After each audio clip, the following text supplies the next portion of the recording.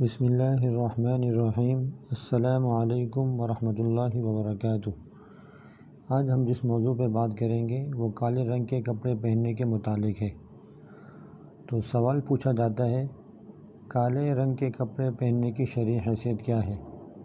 جواب، کالے رنگ کے کپڑے پہننا جائز ہے بشرطے کہ کسی خاص رسم، عقیدہ یا شوق کی بنیاد پر نہ ہو۔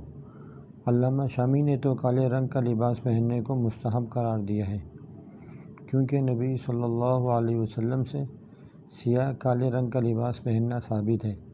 چنانچہ ایک روایت میں ہے، فتح مکہ والے دن جب نبی صلی اللہ علیہ وسلم مکہ میں داخل ہوئے تو آپ کے سر پر کالا عمامہ تھا۔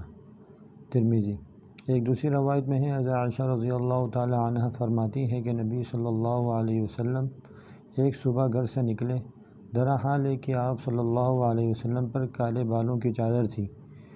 ایک اور روایت میں ہے، حضرت عائشہ رضی اللہ تعالی عنہ فرماتی ہے کہ میں نے نبی کریم صلی اللہ علیہ وسلم کے لیے سیاہ چادر بنائی تو آپ صلی اللہ علیہ وسلم نے اسے زیبتاً فرمایا۔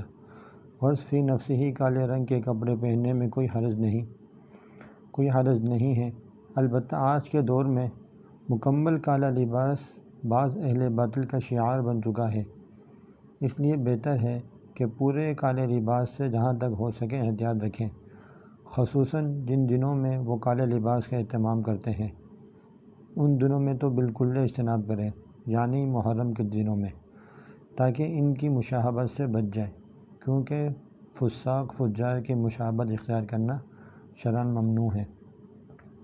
اگر آپ کو یہ ویڈیو پسند آئی ہے تو اسے لائک کریں اور دوسروں کو شیئر کریں، اس لیے کہ دین کی بات دوسروں تک پہنچانا بھی صدقہ جاریہ ہے، اور چینل کو سبسکرائب کرنا مت بھولیے گا۔